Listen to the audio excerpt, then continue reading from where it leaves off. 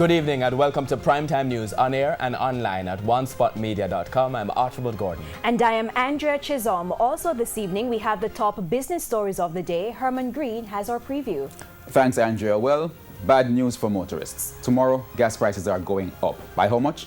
I'll tell you later in the business day. I think the proper refrain for that is again. Again? Yeah. From Herman, we go to Jermaine Brown at the sports desk with a look at what's happening there. Thanks, Archie. Good news for some, bad news for others. Well, the West Indies World Cup squad is out. Some big names are in, some other big names are out. Woo!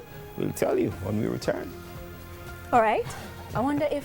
No, Chris Gale, never mind. There's also the health report, sports commentary, E-Prime, and weather in this newscast. But before the break, we have the feedback question. This evening we're asking, what are your views on the Transport Authority and police managing taxi operators? You may share comments online, facebook.com/Television Jamaica, and tweet us at Television Jam. Please stay with us. Primetime News returns right after this break.